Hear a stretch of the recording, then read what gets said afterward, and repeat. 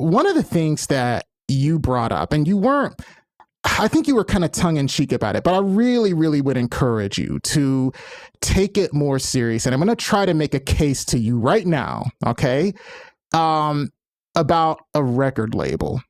I'm going to tell you why I think it's a genius. I'm going to tell you why I think it's a genius idea. All right, pitch it to me, Craig. Pitch it to me. Right? You got 30 seconds. Give me your elevator speech. Let's go. All right. So let's say I wouldn't go the route of trying to sign artists. I don't think that would be the best way to go. I think what you could do is what a lot of labels do today is just singles or songs or albums could be released on a label. Not necessarily the artist that did it, but just like a song could be released on a label. And because you have such a large community, and I guess most people in the community would want to be part of the label, or at least want to put something out under the label, right? Release something under the label. So let's say that Annie Elise wants to release a song under your label. Well, because we all are going to have an investment in making sure that the label is successful, we're all of us are going to be trying to make that song go viral. We're all going to be promoting it. We're all going to be tweeting about it. We're all going to be, putting it in our Instagram or social media or whatever. And we would all be going about trying to promote this record. Well, if there are 40 people trying to promote it, then it's a whole lot more likely that it's going to do well. Well, if the record does well, then not only obviously does the label get a cut of it, because that's what happens when you release something under a label, but your label ends up gaining more clout. And if we do that over and over again for more records, then eventually you're basically P. Diddy. Not literally P. Diddy, but I mean, like one of the ways that P. Diddy came to prominence is that so many hit artists were coming through his label, like Biggie, Faith Evans, etc. It wasn't because of his music, right? So it's something you can think about. I think it's a really good idea considering the following that you have. Yeah, it's so funny because I listen to this and I'm like, in my mind, I'm like, it's like a bunch of communists trying to break into a capitalist system. It's like, it's very self-contained and trying to expand from that way. It is a really interesting idea. I think that if I were to actually do it, first of all, I would need the first ever patented IV full of coffee. That's step number one. Because just with everything that I have, I can't even manage myself, Craig. Like, I struggle to keep up with what's on my own plate, let alone running a record label, which is a full-time job, right? Oh, I know. Believe me, it is. Yeah. So that, it is an interesting idea. And I think, I would probably have to find like a really good partner for it. But I think, like everything that you're saying is totally accurate of just like, I know that there's a lot of really talented people that, would like to release with that, and that there's a whole now baseline community of people who would like to promote it and stuff.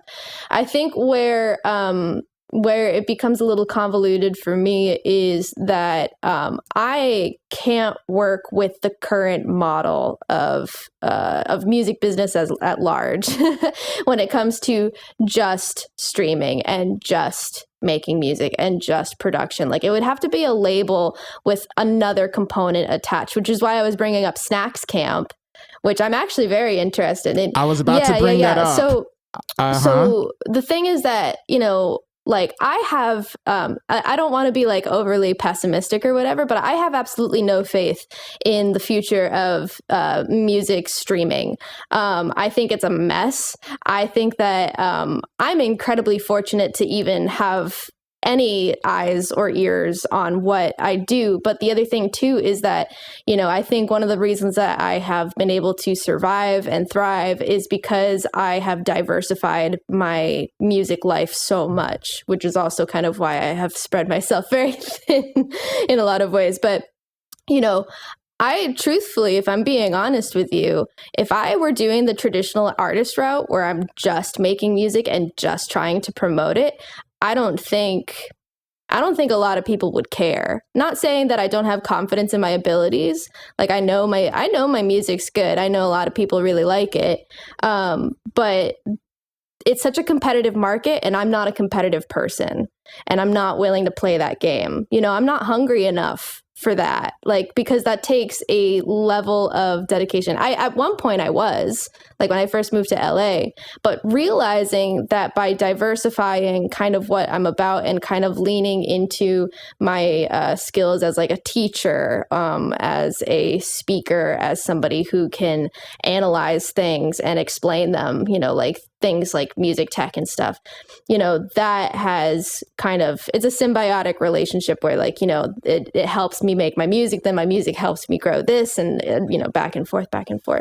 So, you know, to that effect, if I were to start a label, I think that the music streaming aspect of it would actually be probably the thing that's the least in focus, just because, yeah, I mean, I find myself fatigued daily of just like when I like hop on TikTok and I see so many people just vying for your attention. They're fighting for your attention. That's really what they're doing. It's like it's become a fight. And sometimes you really do just like stumble across like some really genuine talent, and like that's really exciting, and then they get discovered that way. So it's definitely possible, but I think it's just, for me, creating a business out of it where I am obligated you know, like contractually obligated and also like spiritually obligated, because I obviously want to see, you know, these people that I care about in my community, I want to see them do well. And, you know, I'm not going to half-ass anything that I'm working with them on, you know. I think it's a lot. It's a lot. Yeah, it sounds like a fear of being overextended. So if you did start a label, there would have to be people who are willing to work with you on it. I mean, to be honest, I think they would have have to take over the entire streaming part, because like I can't be a cheerleader. Like I'm just not built for it. Like I meet a lot of like, oh no, go ahead. The point that I was making is you wouldn't have to be. Everybody else would be, because remember, you have a whole community of people who all have skin in the game. Right. Remember, they're going to want for your label to be successful, because if it's successful, they can release stuff on your label. Right. So you wouldn't have to do anything. You literally could sit back and just... Yeah, but the other side of that is that it's like, if I'm associated with it, if it has my name on it, you're going to want to be involved. Yeah. Right. Especially when it's like people I care about and people whose music I really genuinely want to see do well.